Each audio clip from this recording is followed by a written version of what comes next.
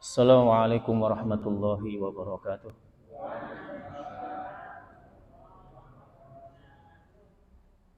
Alhamdulillahirabbil alamin. Hamdan katsiran thayyiban mubarakan fih. Kama yuhibbu rabbuna wa yarda. Asyhadu an la ilaha illallah wa asyhadu anna Muhammadan abduhu wa rasuluh. Ya ayyuhalladzina amanu taqullaha haqqa tuqatih wa la tamutunna illa wa antum muslimun.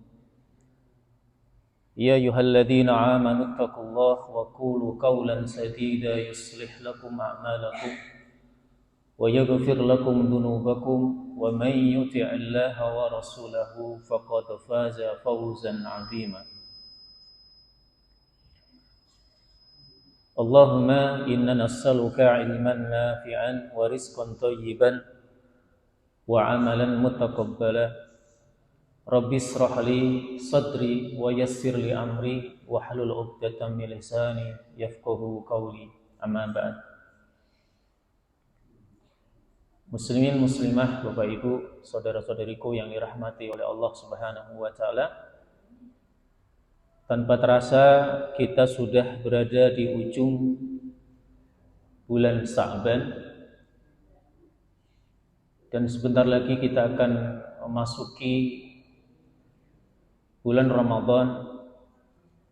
Tentu memasuki bulan yang mulia ini kita membutuhkan bekal-bekal yang dengan bekal itu insyaallah kita akan menjalani amal-amal sepanjang bulan Ramadan dengan sempurna, sehingga dengan amal sempurna itu kita mendapatkan keridhaan dari Allah Subhanahu wa taala dan menjadikan puasa kita puasa yang benar-benar bernilai di sisi Allah, tidak hanya mendapatkan lapar dan haus saja. Di antara bekal yang paling penting adalah yang pertama adalah bekal takwa kepada Allah Subhanahu wa taala, sebagaimana motivasi yang diberikan oleh Allah di dalam ayat Ramadan, ya ayyuhalladzina amanu kutiba alaikumusiyam kama kutiba alal ladzina min qablikum la'allakum tattaqun. Jadi tujuan kita berpuasa tak lain adalah agar kita menjadi hamba yang bertakwa kepada Allah Subhanahu wa taala. Kemudian selain bekal takwa adalah bekal ilmu. Ya. Sebagaimana kalimat Umar bin Abdul Aziz, beliau mengatakan, "Man abdallaha bi ghairi ilmin kana ma yufsidu aksara mimma yuslihu." Barang siapa yang beribadah kepada Allah tanpa ilmu, maka dia akan membuat banyak kerusakan-kerusakan daripada kebaikan-kebaikan. Jadi mulai sekarang Bapak Ibu mesti kembali membuka fikih puasa. Apa itu yang membatalkan puasa? Apa sunnah-sunnah puasa, rukun puasa, apa yang mesti kita lakukan ketika sahur, apa yang mesti kita lakukan ketika berbuka puasa, amal-amal apa saja yang diperintahkan oleh Rasul untuk kita gunakan, untuk kita amalkan di bulan Ramadan. Harus kita pelajari lagi. Kalau kita berpuasa tanpa ilmu, ternyata ada sesuatu yang membatalkan puasa kita nggak tahu. Akhirnya amal kita menjadi amal yang cacat, amal yang tidak sempurna. Itu yang kedua. Kemudian yang ketiga adalah, mumpung kita masih tersisa beberapa hari menuju gerbang pintu Ramadan, perbanyak bertobat kepada Allah Subhanahu wa taala. Minta ampun sama Allah, banyak istighfar kepada Allah Subhanahu wa taala. Kalau kita punya kesalahan kepada tetangga kita, kepada manusia yang lain, datangi mereka, minta dihalalkan kita. Kita mungkin pernah mengucapkan kalimat yang menyakitkan tetangga kita. Kita pernah memfitnah tetangga kita, membicarakan aib mereka, maka datangi mereka, minta maaf, minta diridhokan kesalahan-kesalahan kita. Rasul sallallahu alaihi wasallam itu ketika mendekati bulan Ramadan, Bapak Ibu, itu beliau banyak membaca doa. Salah satu doa yang dipanjatkan oleh beliau, Allahumma gfirli khati'ati wa jahli wa israfi fi amri wa ma anta a'lamu bihi minni, Allahumma gfirli jiddi wa hazli wa khata'i wa amdi wa kulli dzalika 'indi. Kalau kita enggak hafal pakai bahasa Arab, ya pakai bahasa Indonesia enggak apa-apa. Salah satu makna dari doa ini adalah, ya Allah, ampunilah kesalahanku. Ya Allah, ampunilah kebodohanku. Ampunilah sikapku yang melampaui batas. Dan segala hal yang Engkau lebih mengetahui hal itu daripada diriku. Ya Allah, ampunilah aku, baik kesalahan yang ku perbuat tatkala serius maupun dalam kondisi bercanda. Ampunilah kesalahanku, baik ketika aku sengaja maupun tidak sengaja. Ampunilah segala apa yang aku lakukan. Ya. Itu salah satu doa yang dipanjatkan oleh Nabi menjelang bertemu dengan bulan Ramadan.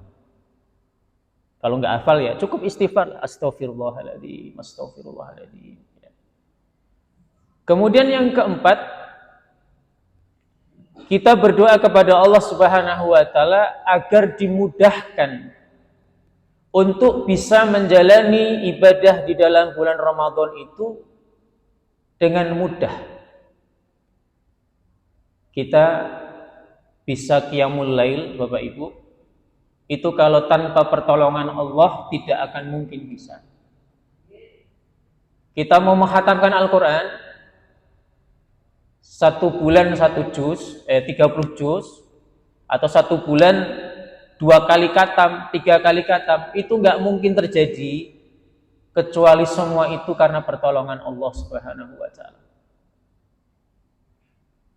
Dan salah satu doa yang diajarkan oleh Rasul, Allahumma la sahla illa ma ja'altahu sahla wa anta taj'al hasna idza syi'ta sahla. Ya Allah, tidak ada kemudahan kecuali apa yang sudah Kau buat mudah. Lihat Pak, tidak ada kemudahan dalam segala urusan manusia kecuali itu dibuat mudah oleh Allah Subhanahu wa taala. Dan Engkaulah yang menjadikan kesedihan, kesulitan, kesusahan menjadi sesuatu yang mudah ketika Engkau berkehendak.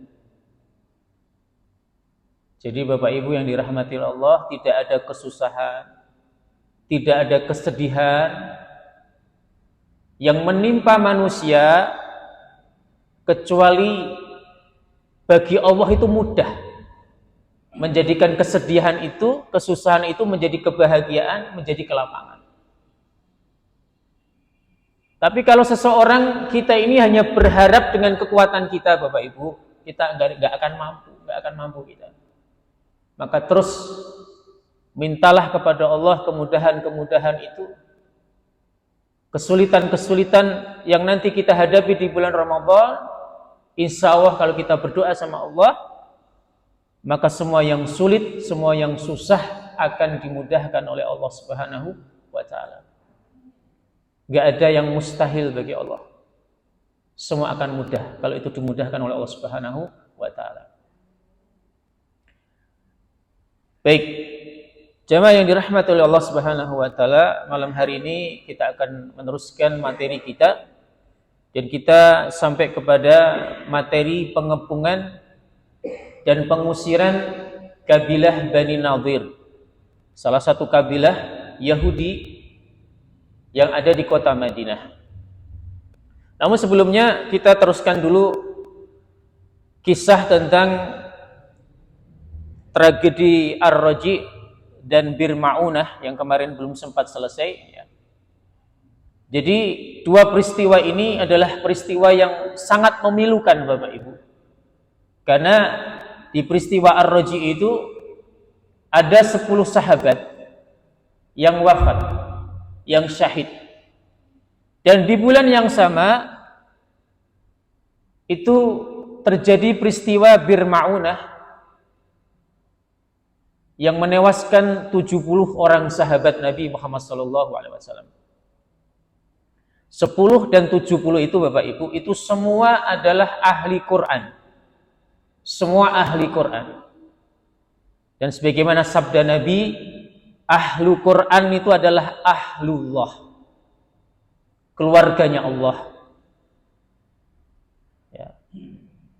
Dan nanti Bapak Ibu yang dirahmati oleh Allah Subhanahu wa taala, kalau menjelang datangnya hari kiamat, itu salah satu tandanya itu diwafatkannya ahli Quran. Sudah tidak ada lagi orang yang bisa membaca Al-Quran, itu berarti tanda kiamat sudah dekat. Ya. Dan peristiwa memilukan ini membuat Rasulullah SAW sangat sedih luar biasa. Sampai kemudian beliau melakukan kunut nazilah selama 1 bulan tanpa henti. Apa itu kunut nazilah? Kunut itu dalam bahasa bisa berarti taat, ya, bisa berarti diam,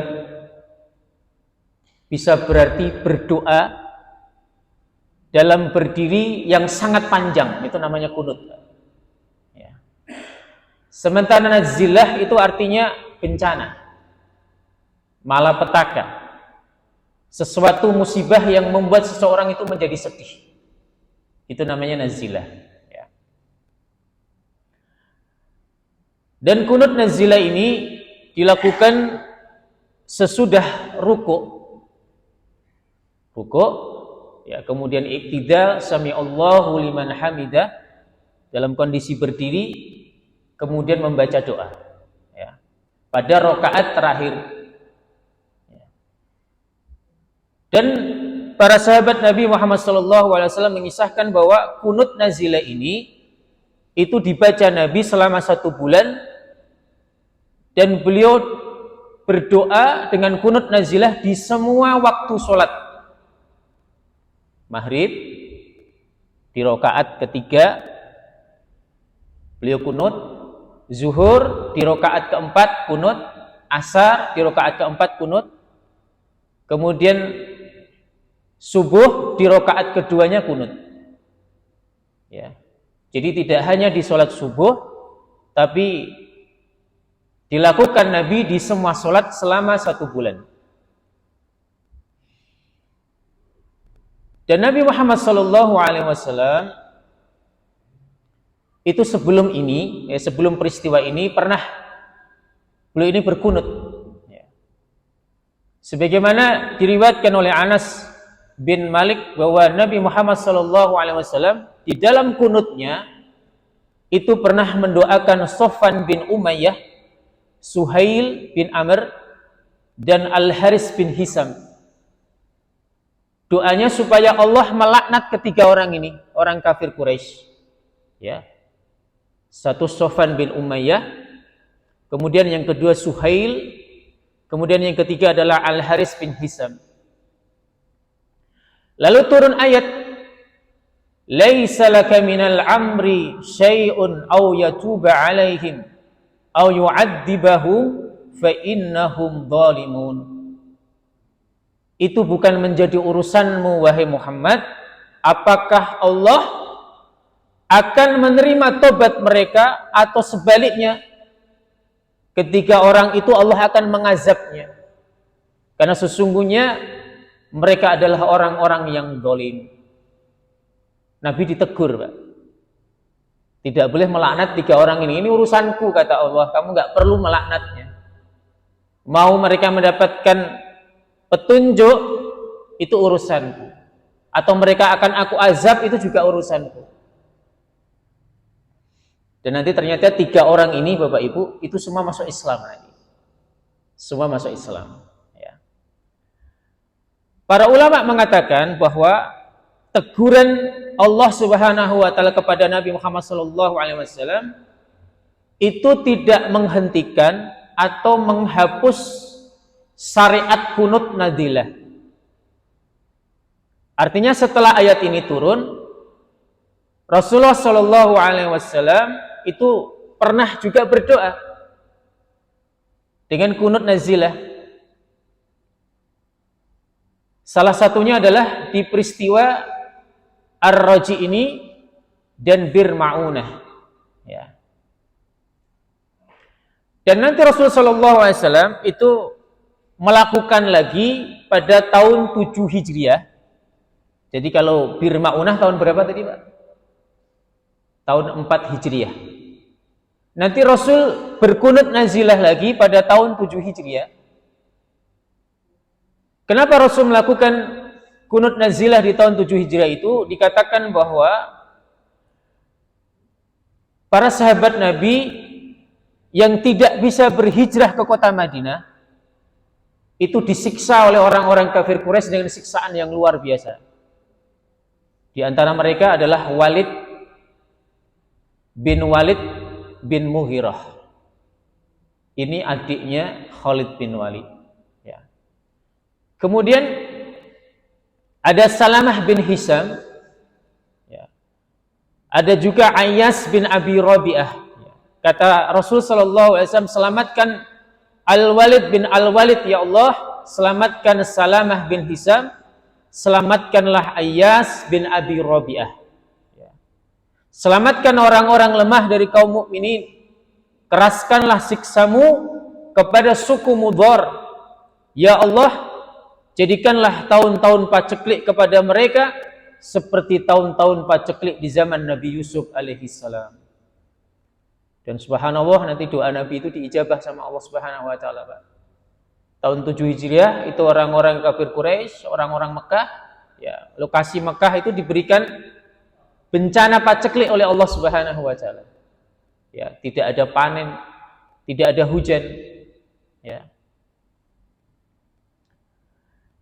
Kata Abu Hurairah, setelah itu aku melihat Rasul sallallahu alaihi wasallam meninggalkan doa kunut itu, maka aku bertanya, "Ya Rasulullah, aku melihat engkau meninggalkan doa kunut untuk mereka." Maka Rasul menjawab, "Tidakkah engkau lihat mereka sudah sampai ke kota Madinah?" Artinya orang-orang yang didoakan oleh Nabi tadi, ada Ayyas, ada Walid bin Walid, ya, Salamah bin Hisham, itu setelah mereka berhasil hijrah ke kota Madinah, meninggalkan kota Mekah, maka Rasul sallallahu alaihi wasallam meninggalkan kunut nazilah.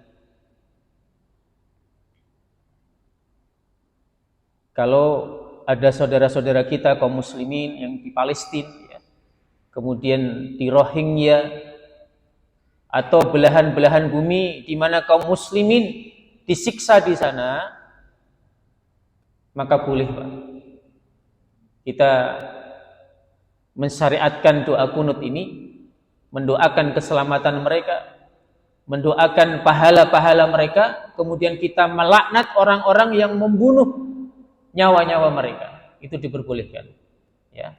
Tapi kalau mereka sudah selamat, sudah nyaman hidupnya, maka kunut nazilah ditinggalkan. Termasuk kalau ada penyakit, bencana misalnya kayak kemarin itu ya, pandemi itu ya, itu boleh dilakukan kunut nazilah ya. Minta tolong sama Allah Subhanahu wa taala agar Allah Subhanahu wa taala mengangkat musibah yang menimpa di bumi muslimin.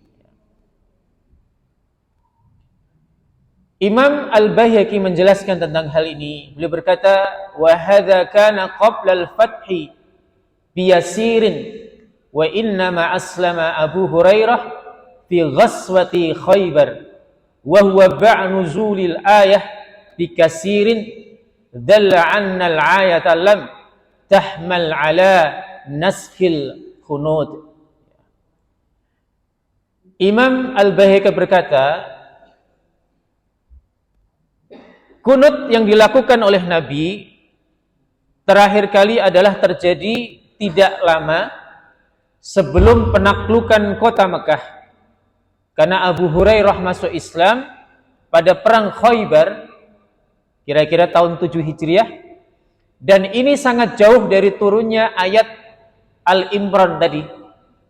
Ya, ayat 128 yang Allah menegur Nabi.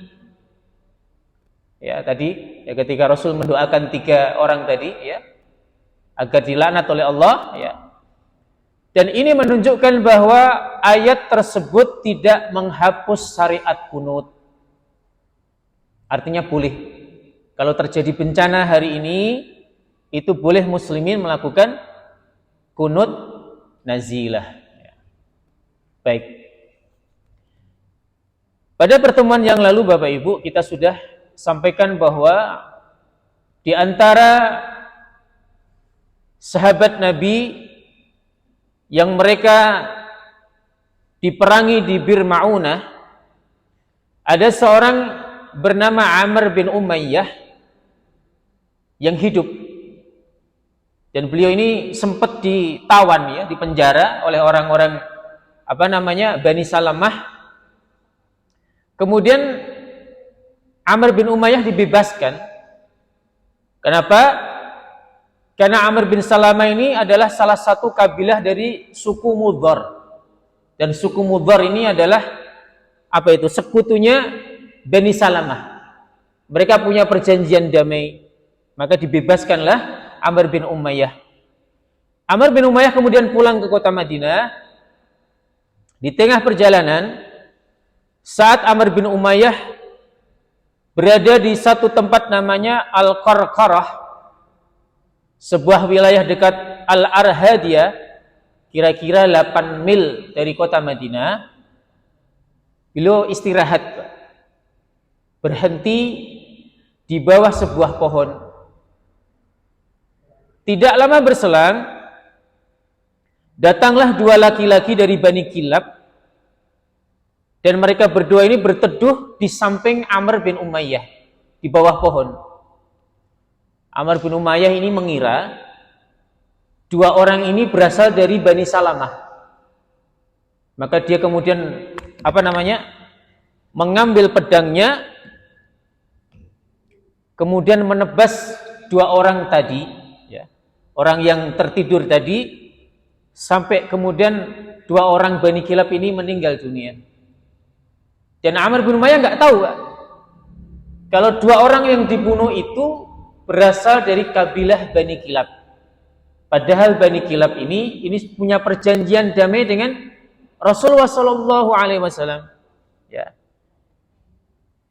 Maka kemudian Rasul Shallallahu Alaihi Wasallam berkata kepada Amr bin Umayyah, "Wahai Amr, sungguh kamu telah membunuh 2 orang, yang 2 orang itu punya perjanjian damai denganku. Maka kita harus membayar diyat, membayar tebusan. 1 orang yang terbunuh itu diyatnya 100 ekor onta. 30 diantaranya itu harus onta yang hamil. Jadi karena ini yang dibunuh 2 orang, maka diyat yang harus diberikan adalah 200 ekor onta yang 60 diantaranya adalah unta hamil. Dan Rasul tidak punya harta sebanyak itu untuk membayar diet. Maka yang dilakukan Rasul adalah menemui kabilah Bani Nadir. Karena di dalam perjanjian piagam Madinah itu tertulis, Pak, kalau di antara Yahudi dan Muslimin mereka membunuh seseorang yang harus dikeluarkan diyatnya, maka dua kabilah ini, dua golongan ini, Muslimin dan Yahudi, harus saling membantu, memberikan bantuan. Karena Rasul nggak bisa membayar, ya, maka Rasul mendatangi kabilah Bani Nadir untuk minta bantuan kepada mereka.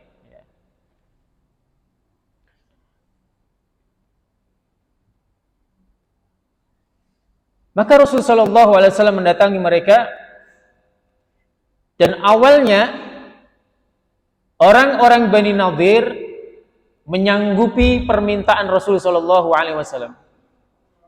Mereka berkata, "Naf'alu ya Abul Qasim, ijlis hatta ta'diya hajataka."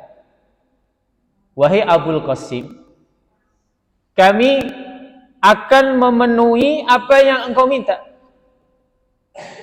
Kamu duduk dulu di sini. Kamu silahkan duduk sampai kami bisa memenuhi kebutuhanmu. Rasulullah SAW kemudian duduk di dekat tembok rumah mereka bersama Abu Bakar, Umar, dan Ali bin Abi Thalib dan beberapa sahabat lainnya. Sementara di tempat lain, orang-orang Bani Nadir mereka berkumpul berencana membuat makar untuk membunuh Nabi Muhammad SAW. Jadi mereka menipu Nabi, Pak. Mereka mengatakan sanggup, tapi ternyata mereka meninggalkan Nabi, kemudian merencanakan pembunuhan terhadap Nabi Muhammad SAW. Satu di antara mereka mengatakan, siapa di antara kalian yang mau menjatuhkan batu ini dari atas tempat kita ini kepada kepalanya Muhammad sampai kepala Muhammad pecah. Maka salah satu dari mereka bernama Amru ibnu Jihasi mengatakan, saya yang akan melakukannya. Mendengar rencana ini, pemuka Bani Nadir namanya Salam ibnu Misham itu berusaha mencegah mereka. Kata Salam ibnu Misham, ya, dengarkan perkataanku. Jangan sekali-kali kamu lakukan ini. Demi Allah, kalau kalian melakukan rencana ini, pasti Allah akan memberitahu Muhammad. Jadi orang-orang Yahudi itu, pemuka-pemuka Yahudi, Pak, pendeta-pendeta Yahudi itu yakin, Pak, Nabi Muhammad itu seorang Rasul. Yakin mereka. Bahkan kalau kita punya makar, punya rencana jahat, itu Allah pasti akan mengutus Jibril menyampaikan wahyu kepada Rasulullah SAW. Mereka yakin, Pak.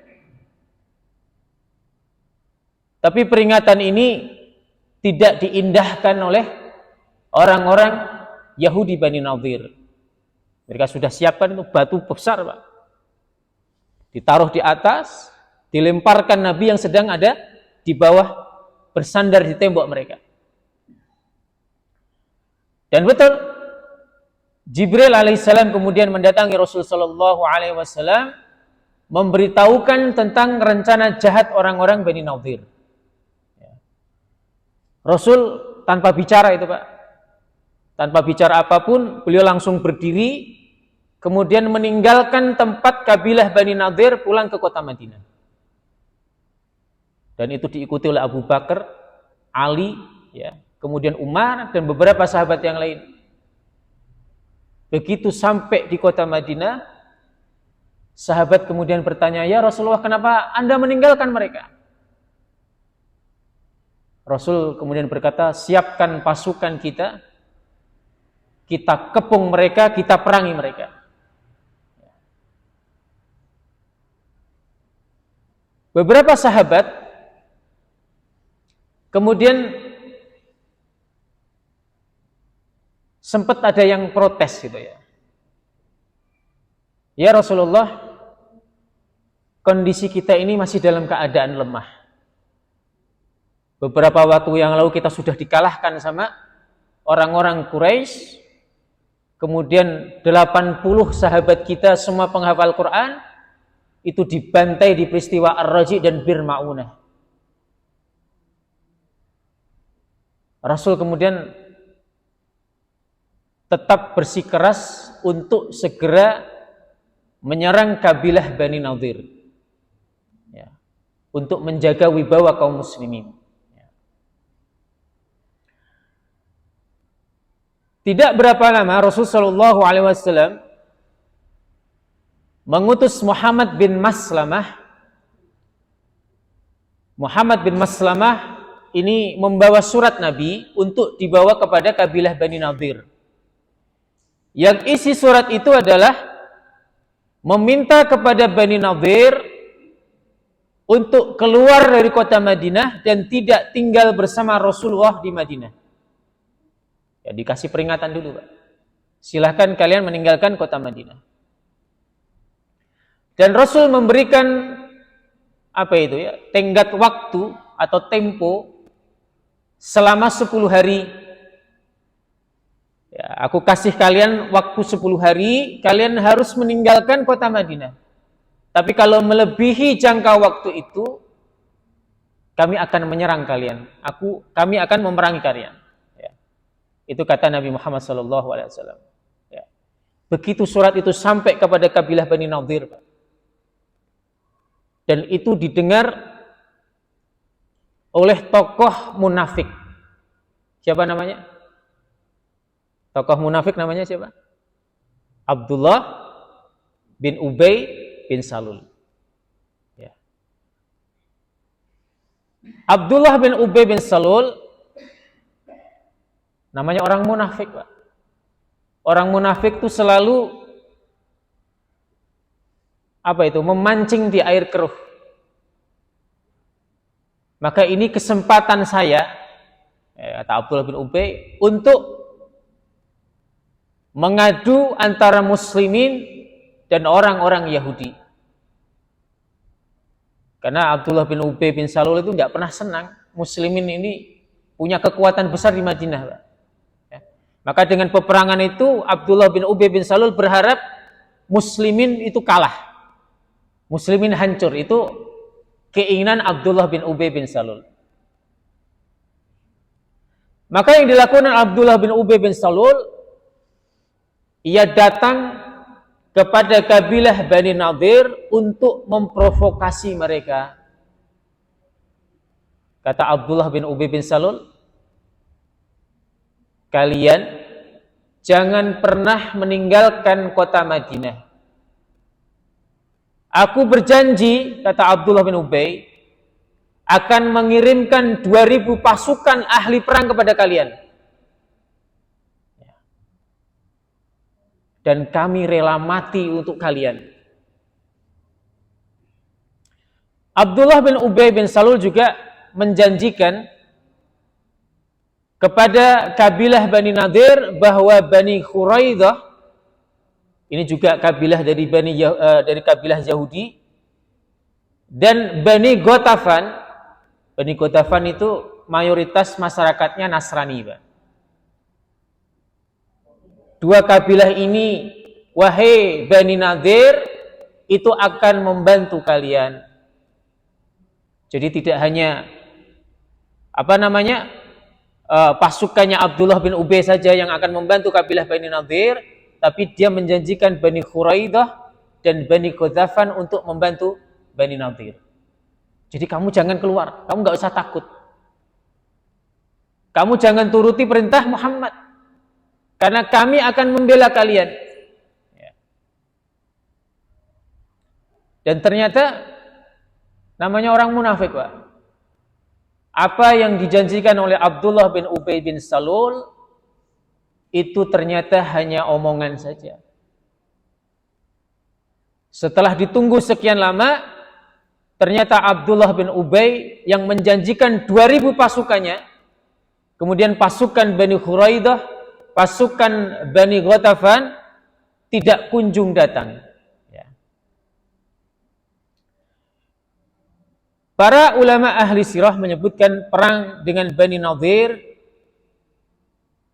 ini terjadi pasca peristiwa Bir Ma'unah.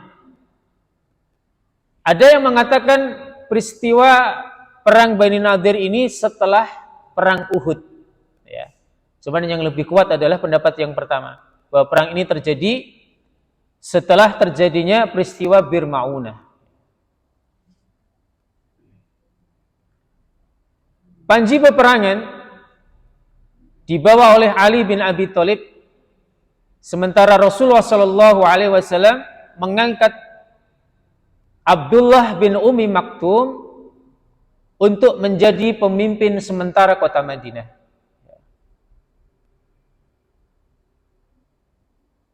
Bani Nadir kemudian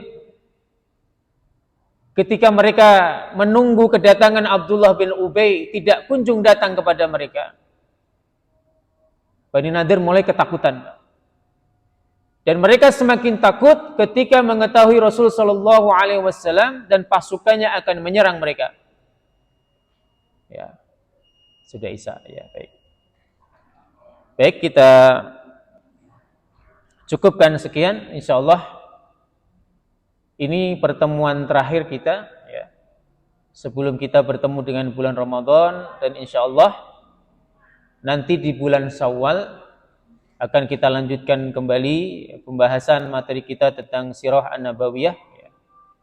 Saya mohon maaf apabila selama pertemuan kajian Sirah An-Nabawiyah saya punya salah, punya khilaf, ya mohon dibukakan pintu maaf sebesar-besarnya. Kita berdoa kepada Allah Subhanahu wa taala, mudah-mudahan Allah sampaikan usia kita menuju bulan Ramadan, disehatkan jiwa kita, jasad kita, disehatkan rohani kita untuk terus bisa beramal dengan amal-amal yang soleh di bulan Ramadan. Dan kita berdoa kepada Allah, mudah-mudahan Allah menerima amal-amal kita sepanjang bulan Ramadan. Amin ya rabbal alamin. Subhanakallahumma wa bihamdika asyhadu an la ilaha illa anta astaghfiruka wa atubu ilaih. Wassalamualaikum warahmatullahi wabarakatuh.